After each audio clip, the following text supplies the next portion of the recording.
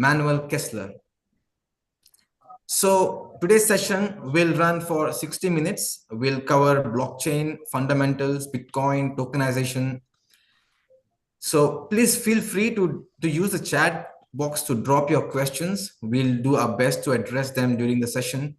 Without further ado, I'll hand over Ms. Komal Jaju to take us to today's discussion.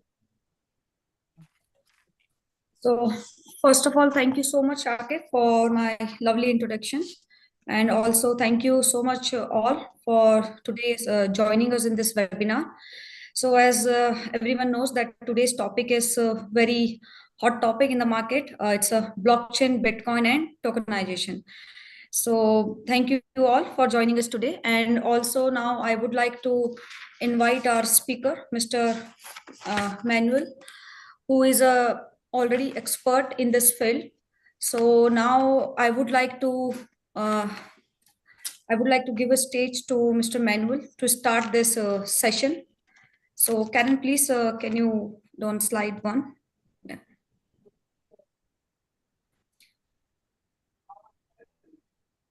Please, can you go on? So firstly, today we will start with the basic, like what is the blockchain and what is the blockchain actually is and how it works.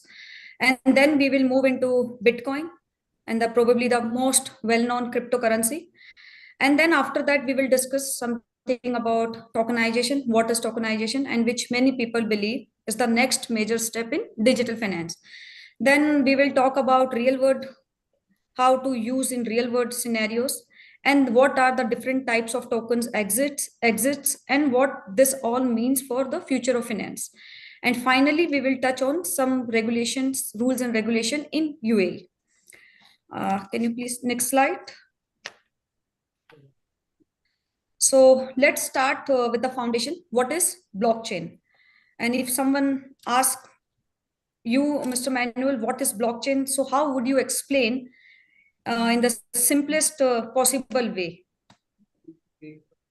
Yeah, thank you, Ms. Komal. And before we jump in, let me first of all sincerely thank you to AGMS in collaboration with Hayford Institute, giving me the opportunity to host this webinar and to contribute to educating people in this exciting and fast-growing field. It's truly an honor for me, and special thanks to Dr. Abhishek and Mr. Rizwan Khan, and also to you, Ms. Komal. Back to your question, what is Bitcoin? Blockchain. Yeah. Blockchain. What is blockchain? Yeah.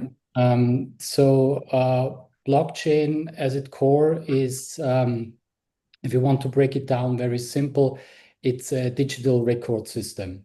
So the easiest way to understand it is to think about a shared online database that securely stores the information.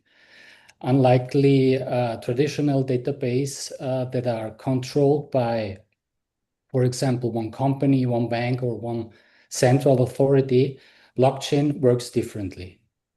The information is distributed across many computers around the world, which makes the system more transparent, secure, and more or less resistant to manipulation. So to make it easier to understand, maybe we can imagine a shared Google file document between many people. Everyone who is involved can see the same information at the same time. If one person makes a change, the update becomes visible to everyone immediately. Now, imagine further that every single update is permanently recorded, and nobody can secretly delete or manipulate previous information without anyone else noticing.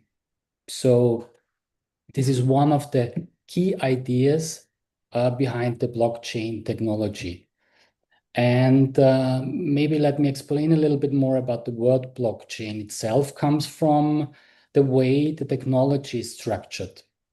Information is stored inside digital blocks. And each block contains data, such as, for example, transaction or ownerships or records or other information. Once a block is full, it is connected to the previous block. So forming to continuous chain of blocks, therefore the name blockchain. And what makes now the blockchain particularly powerful in security mechanism behind? Every block contains a unique digital fingerprint, and this is often called as a hash. And this fingerprint connects the block together.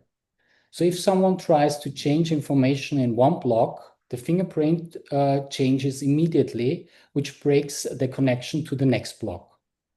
So since thousands of computers in the network constantly comparing this information with each other, manipulation becomes extremely difficult to manipulate. And in most cases, the network would immediately recognize that something is wrong and reject it unauthorized change.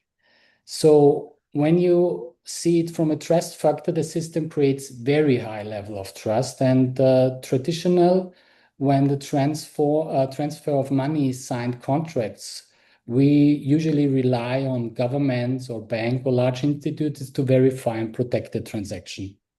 So blockchain changed this approach dramatically because trust is created through technology rather than through the central institution.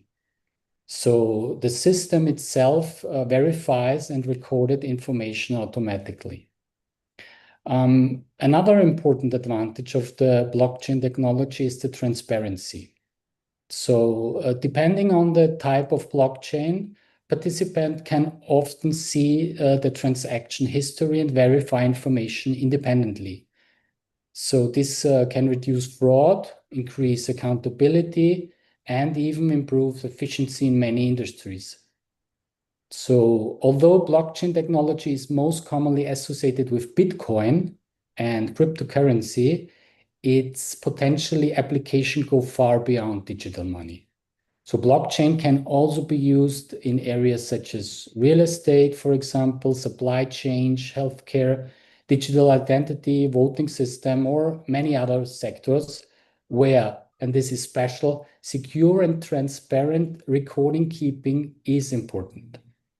And in simple terms, blockchain is not just about cryptocurrencies. It's a new way of storing and verifying and sharing information in the digital world.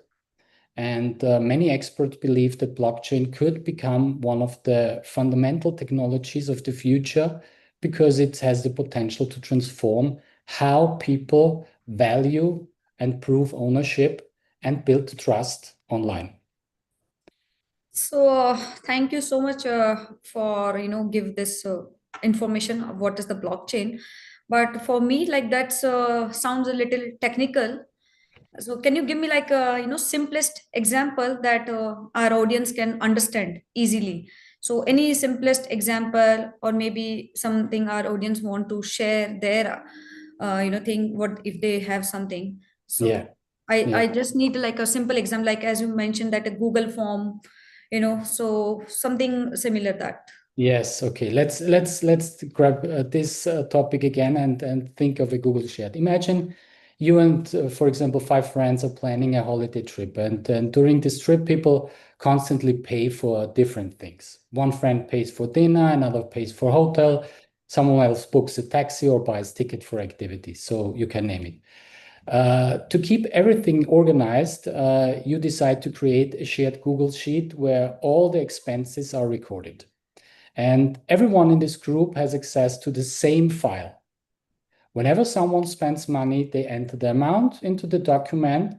And because this file is shared, everyone can immediately see updates. So this creates this kind of transparency, what we mentioned before, because nobody has a different version of this information. Go a little beyond now. Imagine this system becomes even more advanced. Every change made to the file is permanently recorded. So nobody can secretly delete information, change all transaction, or manipulate data without that everyone else noticing it. So if someone tries to modify early entry, the entry group, the entire group will immediately see that something has changed. So, and this is essentially the basic idea behind blockchain. So blockchain creates trust through transparency. Instead of relying, as I mentioned before, to one authority or one company or one bank, the system itself keeps the recording secure and visible to all participants.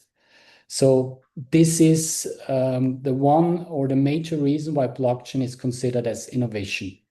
So it allows people who may not know each other or not trust each other because they don't know each other, and they can share and verify information in a secure way without needing a central authority or a controlled authority.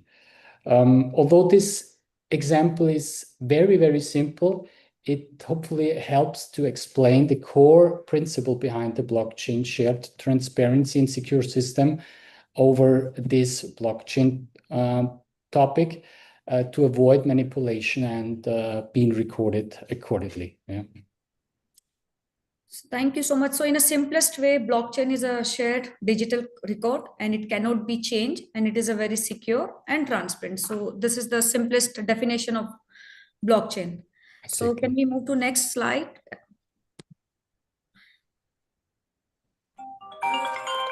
So, and how does it technically works behind the scene? So like, how blockchain works. So here you mentioned that data is stored in blocks, blocks are connected, and each block has a digital fingerprint. So I would like to understand from you more on this, like how blockchain does it works? Yeah.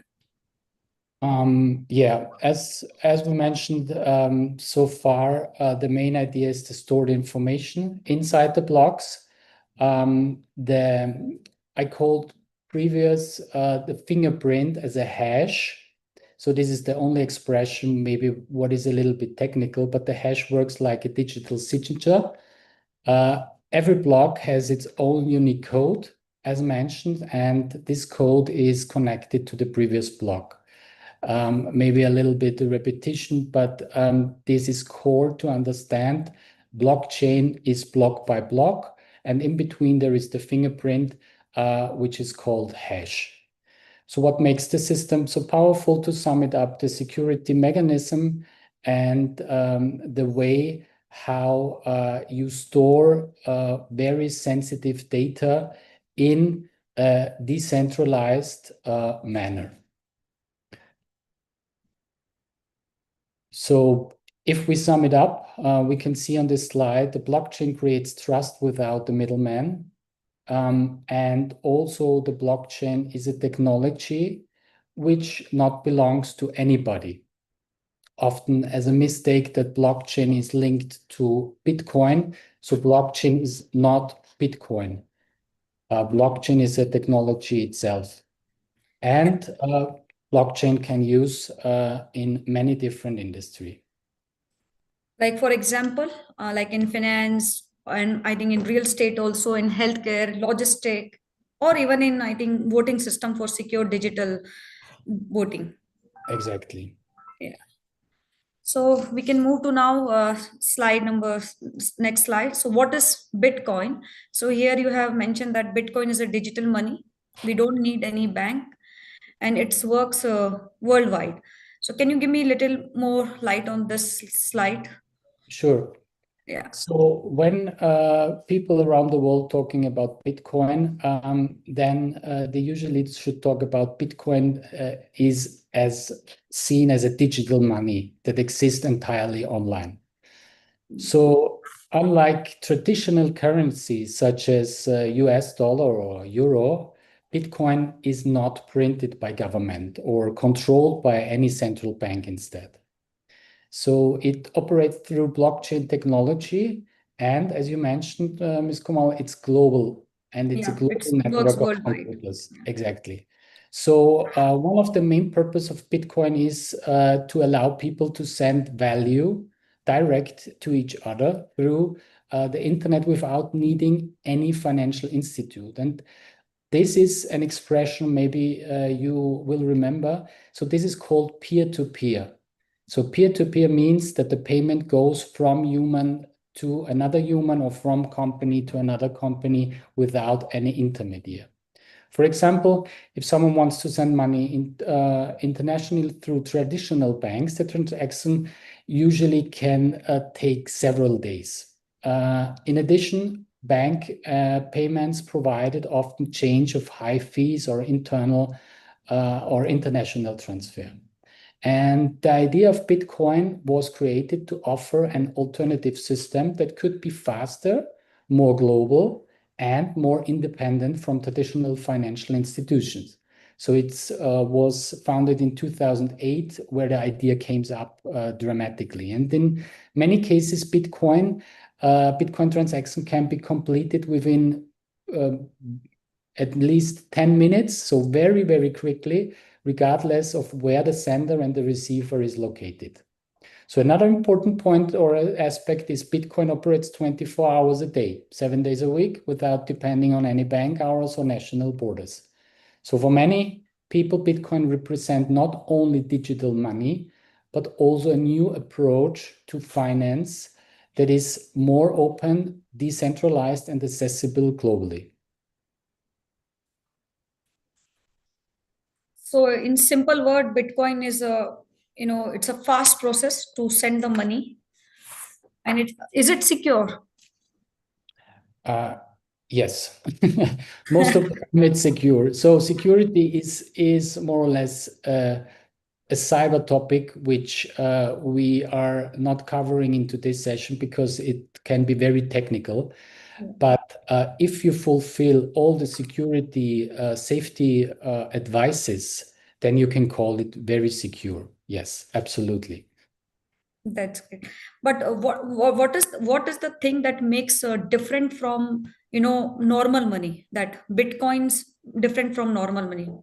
Yes, as mentioned before, the Bitcoin, the idea or it came up was created short after the global financial crisis, and during this period, the trust get lost to financial institution. So people around the world thought about what could be different in the upcoming decades. And so, out of the reason that large banks collapse and financial markets became unstable, and the government had to intervene, the massive rescue programs, there need to be some stabilization also in the economy. There was the question for many people, what happens if the financial system depends too heavily on centralized institution that can fail? So this was the idea. The creator of Bitcoin, known under the name Satoshi Nakamoto, introduced Bitcoin as an alternative idea for the financial system. And the vision was to create a system where people could transfer value directly to each other without needing to rely on banks or other intermediaries. So instead of trusting an institution, the system would rely on technical and cryptographic mathematics, and decentralized networks verified the transaction securely.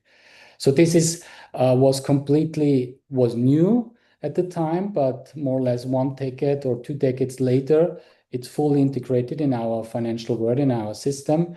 And the supporters of Bitcoin, this represented more than just digital money.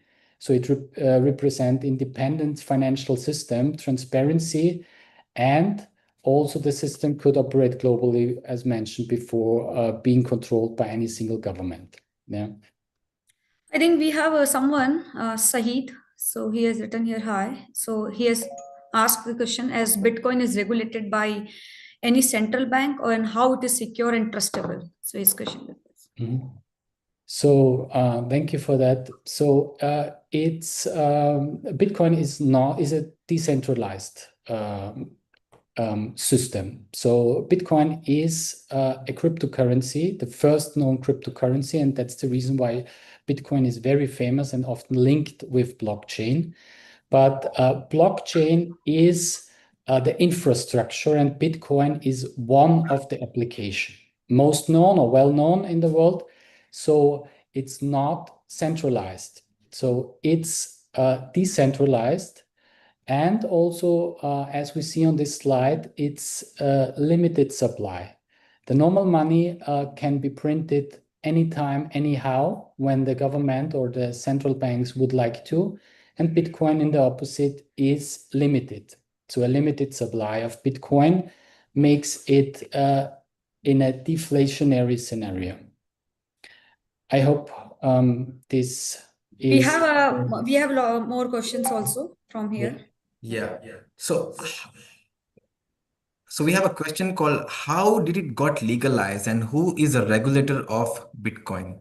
Another question saying that does this Bitcoin have a reference currency? How do we track the ups and downs with reference to say USD or AED or INR? Yeah. To cover this topic as good as possible in general. So again, Bitcoin is not linked to anything. This is fully built on trust, on the decentralized trust that everybody can see all the transaction and all the necessary information. So this means that there is no government, no central institution, no control like traditional currency, like the US dollar or euro, they are managed from the central banks. So Bitcoin works differently. To answer this question, it's operated through a decentralized network of computers around the world that verify and record transactions together. So many people see this as the biggest advantage. It also creates challenges, yes, for sure, because there is no central authority can also be a disadvantage. And there could be also frauds or technical problem occurs. But there is no advantage without a disadvantage. And the second important characteristic to Bitcoin, let me bring it back to the limited supply. Only 21 million Bitcoins will ever exist. So this limit is written directly into the system code. Unlikely traditional currency where government can increase the money, as mentioned before, the supply, Bitcoin is designed to be scarcity. Many people compare this feature to gold because scarcity can increase precise value over time. So this is why Bitcoin is also often mentioned in collaboration or in linked to gold. But however, the volatility is existing by Bitcoin. So there is at the moment no price stability like euro as dollar, but there is also the unpredictable of the price development, which could also be some kind of uncertainty. But at the end, it's a factor of trust, if you will, and Bitcoin at itself as a digital money will survive in the future. So maybe let me add a third difference to the normal money system. It can be sent and received anywhere in the world using the internet without depending on banks. This we mentioned before, the borderless, and at the same time, this global accessibility creates regulator for challenges because different countries applies different rules and regulation on cryptocurrencies. So there is a question if there is an internet connectivity issue. So how can Bitcoin transaction can be proceed? Yeah, as we know, if there is an internet problem, we have to cope it. So stored, decentralized. So if there is a problem with the internet, there is not an issue for storing because it's decentralized. At this phase where the internet is not working, you cannot transfer the money, but neither you cannot access to your digital bank or your normal bank either if the internet is not working, because then the application is not working. So internet is key. And so thank you for that question. But if internet is not working, we cannot sit here and talk. And so it's a very big issue for all of us. Yeah, without internet, we cannot operate our normal bank apps Yes. also. So yeah. Yeah. So yeah. So Shakib, can you please take more questions? Absolutely. We have some unique questions that we are facing. Is that who decides the value of Bitcoin and why and how does it value fluctuate? This is a wonderful technicality question that we have particularly on a Bitcoin. So yeah, because there are a lot of aspects on blockchain move that we are seeing on Bitcoin. So we would like to, Mr. Manuel, to address this. Yeah, thank you for that question. So neither me nor anybody else has a glass ball and knows where the Bitcoin valuation will go. And this is not an advice for investing in Bitcoin or doing something like this. The true value of Bitcoin is decided by the market, buying and sellers, like in the financial market always. There is information for valuation Bitcoin. There are a lot of news. There are a lot of reviews on Bitcoin. So the real value of Bitcoin is decided by buying and sellers, and this will never change. Amazing. One last question we will take is how does it mean that cryptocurrency is something that majority of people agree on exchanging as currency? If yes, then it means that crypto holds value only if people believes in it. If one I day think, people stop believing in yeah, I crypto, think, it Shakti, loses we its can take, value and all of this yeah, could become valueless. Is this I think we can understanding take correct? questions all in the last because there are lots of questions I can see. So we can take in the last. We can keep a 10-minute session for Q&A.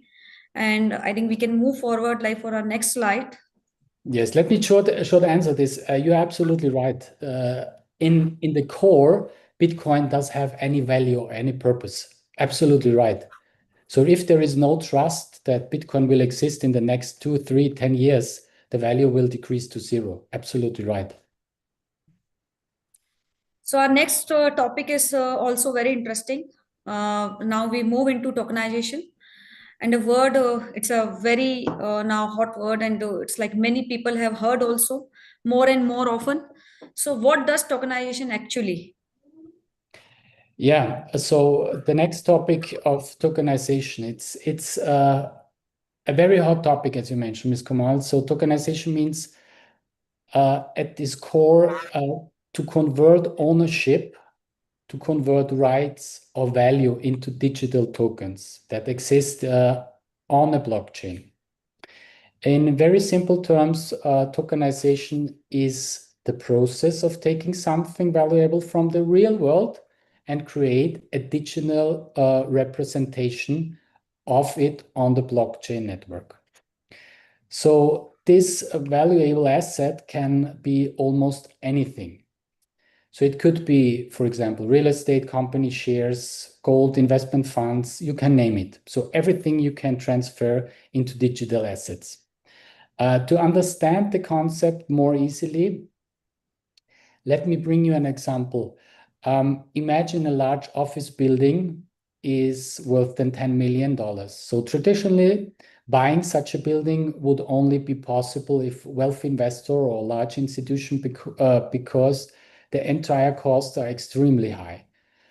Through tokenization, there is the possibility, however, the building can be digital and divided into thousands of smaller tokens.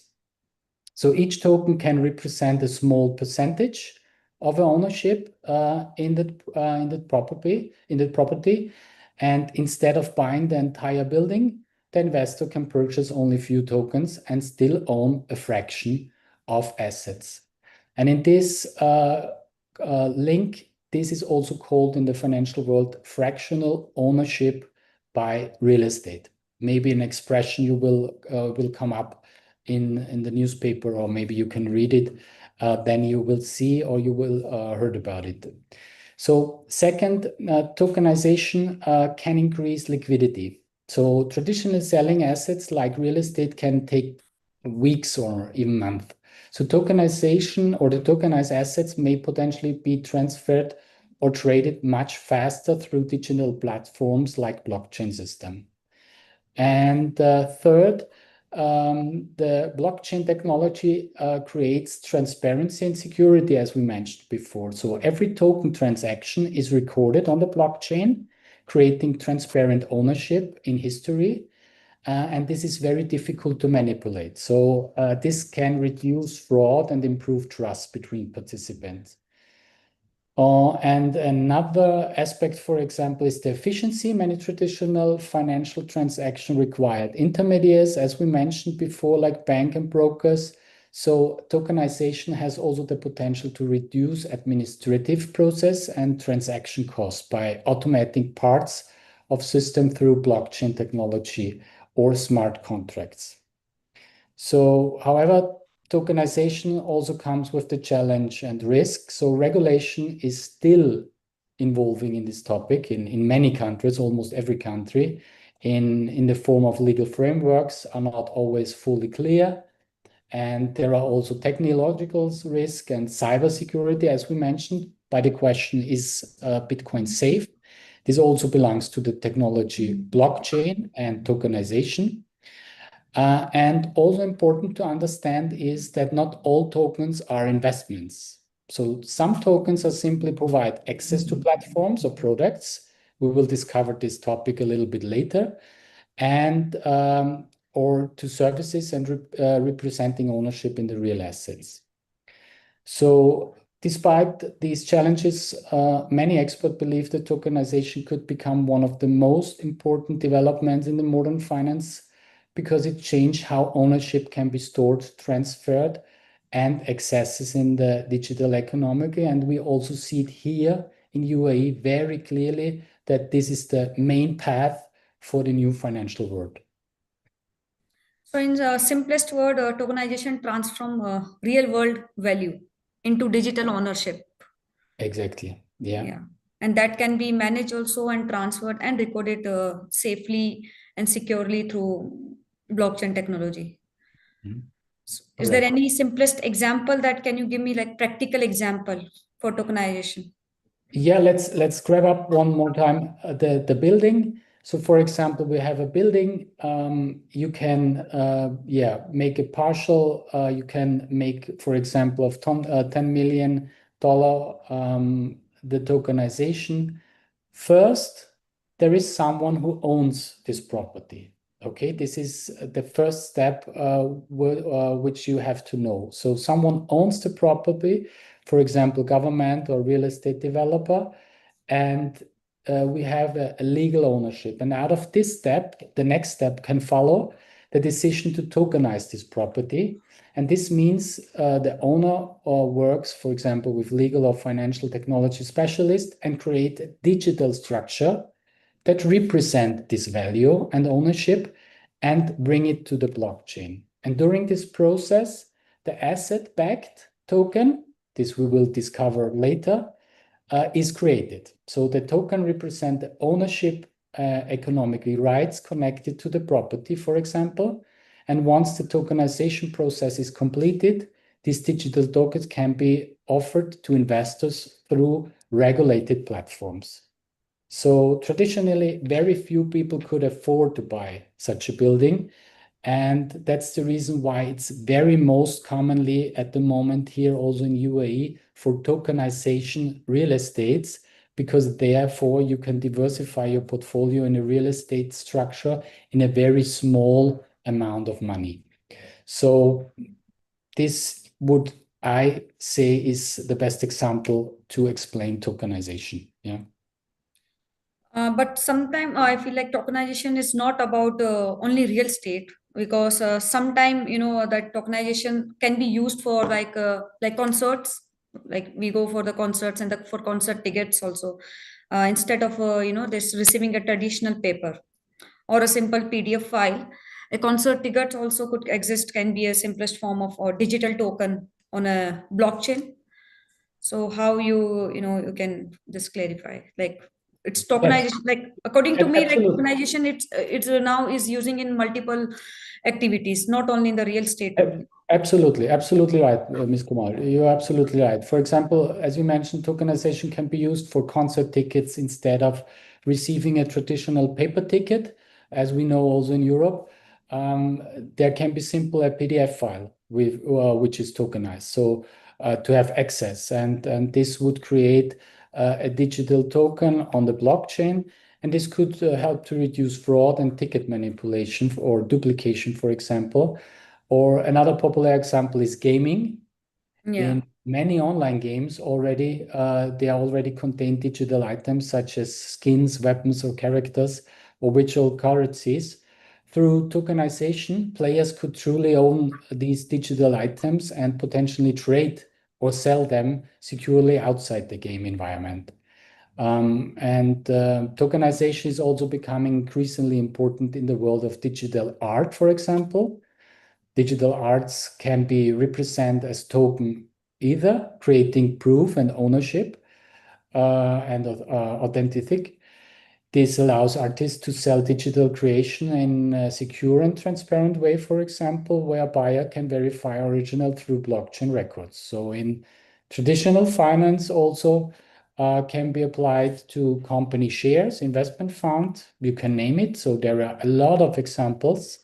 Instead of holding the ownership traditionally through the traditionally financial system or paper system, it can be digital recorded and transferring through the blockchain technology. So the important point here is almost everything what has a value or an ownership or rights can attach and can be potentially tokenized. So this is why many experts also believe that tokenization could become more significant in the upcoming years and more known by the future and by the economically outcome. Next slide. So there are I can see like there are thousands of cryptocurrency today. And so why are there so many currencies like in different on the different name or different form, like as we already spoke about some currencies? Yeah, because technically creating a token is not an issue anymore in the new world we're gonna see here. So it's relatively easy to create a token in the blockchain, and it also there are public systems available where you can create a token. So with a little bit of knowledge, you can create a new cryptocurrency or token within a short period of time. So this is one of the reasons why the crypto market has grown so rapidly over the past years. So today's, to give a rough number, there are more than around 20,000 different crypto assets and tokens worldwide. So some of them are serious project, really serious project with strong technology or business models and real use cases. However, many others, and if I have to give a number, more than 98% are only for speculation, short-term hype, or making marketing purpose. So this is, and I think a very important point for beginners to need to understand. Most tokens do not survive long term. So many projects fails because they don't solve a real problem or provide a real value to user. So in some or most of the cases, there is no strong business model, no activity, no good community, no long-term strategy behind the project. So once the initial excitement disappears, the demand often decreases and the token lose their value. So this is more or less the truth. So another reason could be the competition. Since the new token are constantly being created, many projects struggle to stand out or maintain user interests over the time. So this is, from my point of view, why education and careful research are extremely important before investing into crypto assets or token. Yeah. So sometime why token fail? Is there any simplest example? Can you simplify it with why token fails sometime? Yes, out of the reason that we have to go forward, let me to sum it up. Just have a look if there is a real business case behind and not just marketing. This would be the first signal for users to see what is the purpose, what is the business case, what is the value of this token, and not what is the marketing. Yeah.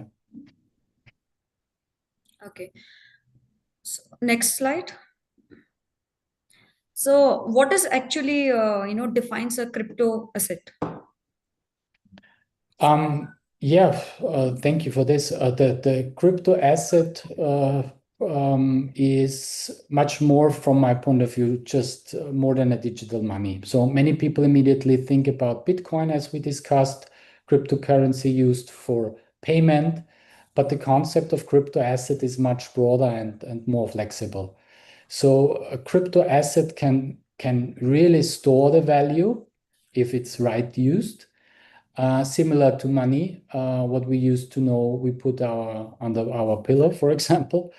And it can also be transferred electronically from one person to another through the technology of blockchain.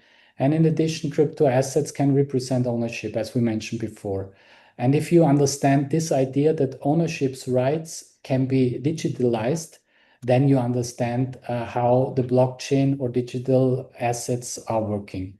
So this flexibility is one of the reasons why blockchain and crypto assets are attracting so much attention globally, and the technology can be adapted to many, many different industry and use cases. So simply terms, cryptocurrency are digital representations of value and ownership and rights that can be securely stored and transferred and verified through the blockchain technology. Yeah. So, like there are different types of tokens, payment tokens, utility tokens, and asset-backed tokens. So, are all the tokens the same? Not really. And here you have to clearly have a focus on if there is, for example, as he mentioned, the payment token, utility token, or asset-backed token. For the first category, the payment token is mainly designed as a digital money or a medium of exchange. So the primary purpose of a payment token is to transfer value between users. So Bitcoin is the most well-known example for a payment token because it was created to allow peer-to-peer financial transaction without the bank. The second token, the utility token, provides access to a product or a service of a digital platform. They are often compared as digital vouchers or memberships or tickets. For example, gaming platforms may use utility token to allow the user to purchase in games or items. And what we are talking or should focus on, and they are very rarely, is the third category, the asset-backed token, sometimes also known as security token or something like this. There are many expressions, and these are tokens, they are linked to a real world asset, such as real estate or company shares, and they really provide value. So understanding these categories is essential because not every token has the same function and risk profile or is even worth an investment potential. Yeah.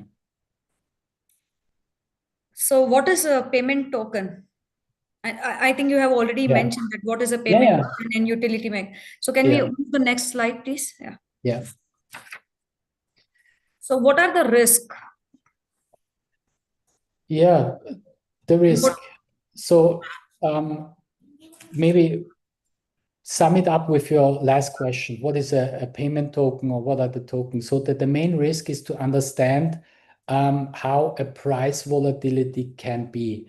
If there is a price volatility out of the issue that there is normal market circumstance, or if there is an issue of real value in a token. And to sum it up one more time, the utility token is just access to service, so no real value. The payment token also is for payments, so the value will be established by buying and selling. And the asset-backed token, this is the most valuable token what you can have. So the risks are what is the regulation for these different kind of tokens. And there is less regulation, for example, for utility token, payment token, and there are high regulation on payment on security token. And that's the reason why you have to look if there is a lot of regulation on a token, then you know that there is more security and less risk. And if there is less regulation on this, then you know that you have high risk and there is a potential risk of value in this token. So, Mr. Manuel, I have one question to add on. Let's say because we have audience that are a mix of crypto experts and a regular as well. So, for the regular person, how will tokenization actually change their everyday financial life in the next 3 to 5 years? Yeah, from my point of view, it will change a lot because the more education, the more people will trust the system, and the more people will get educated and know about tokenization. And it will give people more access they when they have smaller amount of investment opportunities. So this will be the major point that you and me can invest in properties we could not afford without tokenization. So the new ownership will be tokenization in the next upcoming years. Yeah. And there is one question also from Nisha, which is the best way to store Bitcoin or any digital currency? And what's the best advice you can give? Yeah, very easy. Cold pockets, they are called. I don't know if everybody know cold and hot pockets or warm wallets. Easy explained, warm wallets are online and cold wallets are offline. And you should store it always offline and never buy a wallet over a third party. Always original packed, because even in wallets can be security lags. So they can be stored quite safe in cold wallets.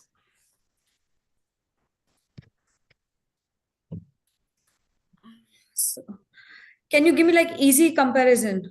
Give us an easy comparison: blockchain, internet, token, and apps. Yeah, sure. Maybe this is a good slide to summarize again in very simple words.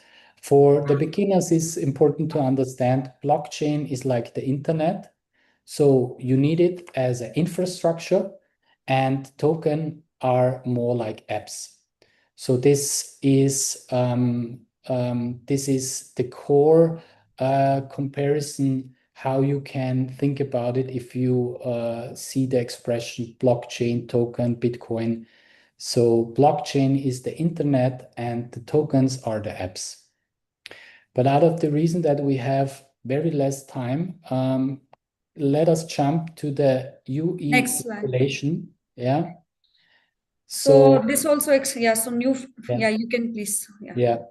So comparing or including the regulation, what is important from my point of view here in UAE, there are more or less three very important authorities. One of the best known regulation authority is the Virtual Asset Regular Authority, also known as VARA, as written here on the slide. And VARA is especially established in Dubai to regulate virtual asset activities and crypto companies. So we are highly regulated here in UAE, very high regulated, I would suppose more than in Europe. And another important authority is the Security and Commodity Authority, the so-called SCA or SCA. This plays also a very important role in the regulation and in the certain crypto asset activities in the UAE here. And last but not least, here are the Dubai Financial Service Authority, also called the DFSA. This is the regulation, or this regulates the financial activities within the DIFC, the Dubai Financial Center here in UAE. And the DFSE is also introduced the framework for digital assets. So we are here in UAE very much covered and regulated and very well established in the topic of the new technology. And together these authorities aim to balance, and this is important here, what is a huge difference to Europe. Here we would the balance in between innovation and investor protection is very much balanced. And this is helping you to become the UAE to become the leading global center of blockchain digital asset development. Thank you. There is one question for Ms. Komal here. This is That you can give, I think, better. He's asking for some certificates so that we can take it further. Okay, the later part. Perfect.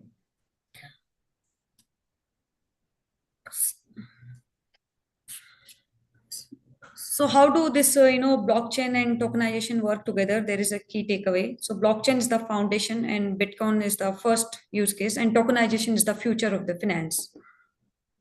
Absolutely. Very well summarized. So these are the core. Yeah, this is the core issue. And when you follow this webinar, again, the blockchain is the foundation, so the infrastructure. Bitcoin is mostly known as the first cryptocurrency as a payment token, so the first use case. And tokenization is the upcoming topic in the future. To give people access to investments they could afford if we had not this new world. Yeah. Yeah. Next. And what would be your final advice to start this blockchain, Bitcoin? Yeah, I get this question very often, even from Sakim a few days ago.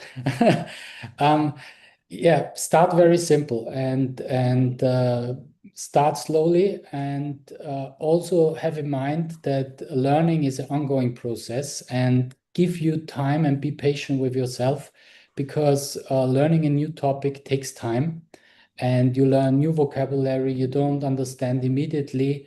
How the connections or the links are in the different wording, you learn a new language. So don't rush. And my really personal final advice is believe in yourself, and you can make it if you give your best effort, and then you will see you will manage also this topic on the long run. Yeah, very well said. Next. So now our floors are open for Q&A. So now Shakib, is there any question from So you can read from the chat? Yeah. The one question that was in the list of someone asking you is that on a career question. So saying that is it possible? Yeah. So for career question, yes. So as a Hayford, we have compliance in Dubai. Other than various ACAM certification, is there any must-do gold standard certification to give me an upper edge? So for that, actually, I would tell you simple that you please connect with our team, and Miss Karen is there and Shakib is there, so they can send you some certification things.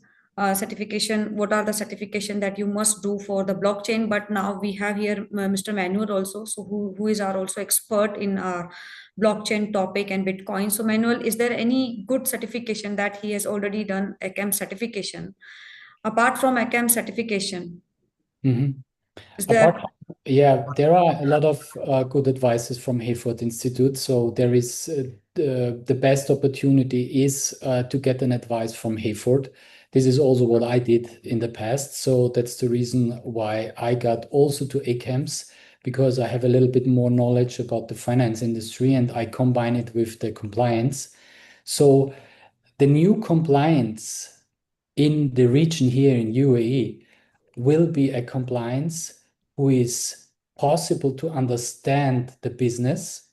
So try to get knowledge even without certification. Certification is then on top, but to get knowledge and be a good compliance, you have to understand the main basic of blockchain, and this will help you in being a good compliant also. Yeah. So ACAMS is perfect, and the other advice is, for example, CISI is a very good topic. There are also the ACAMS certification about blockchain compliance. So this is also very much linked to this topic. So there are a lot of opportunities. Yeah, we have some certification from CFCS also. Yeah. This is the detailed we will our team will send to you. And Shakib, is there any other questions? Yeah, so another question is about the way forward. Let's say for professionals who are looking to stay ahead of this curve, what is the best habit to build them to keep a track on this new digital asset?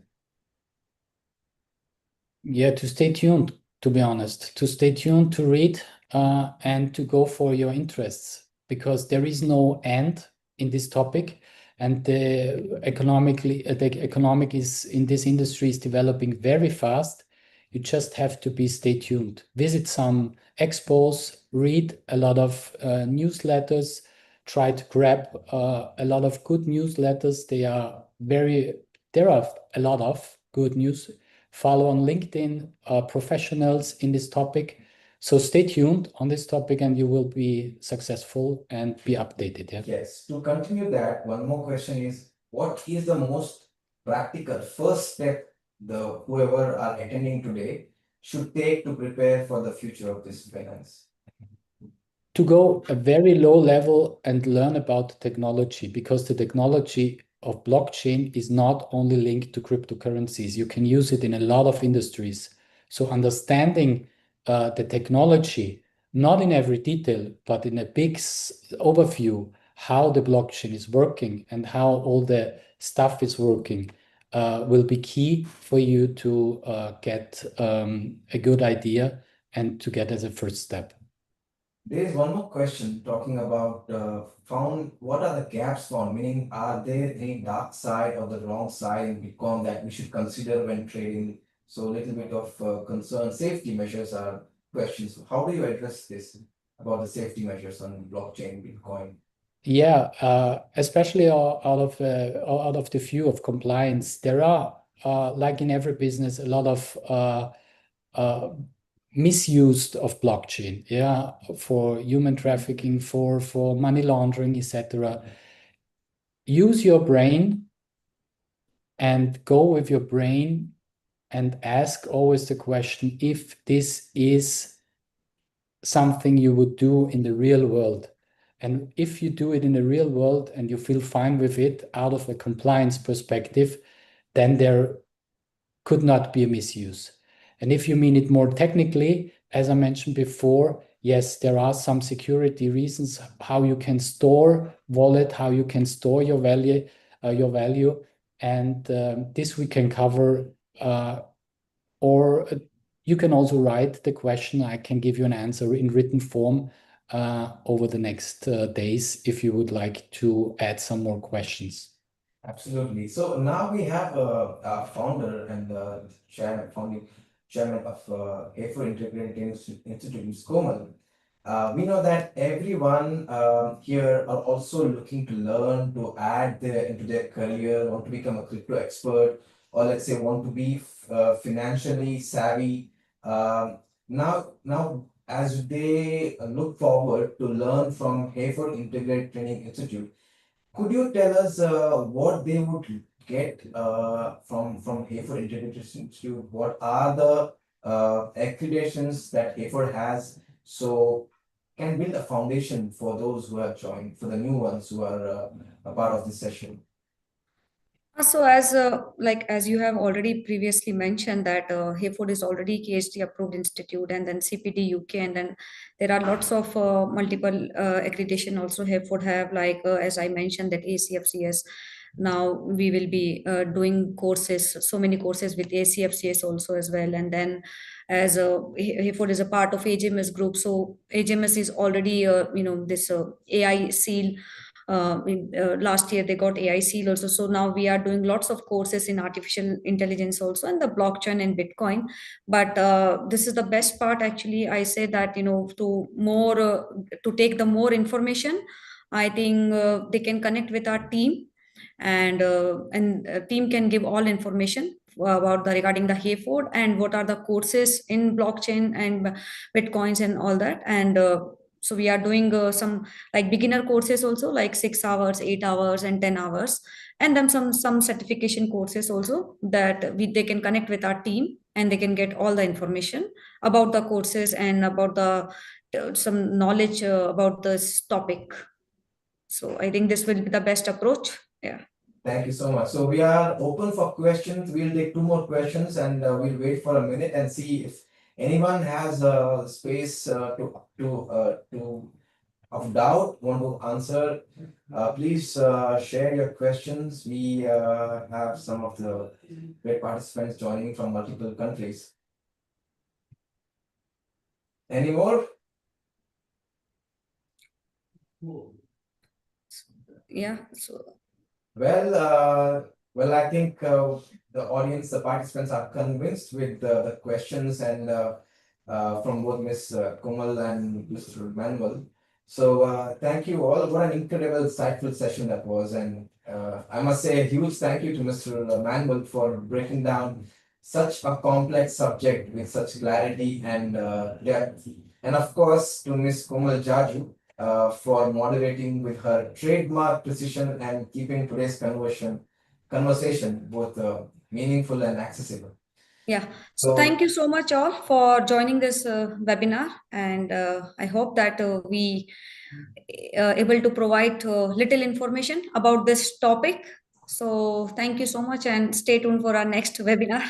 Okay, thank Yeah. you also from my Yeah. side. Thank you, sir. Thank you. Yeah. Thank you.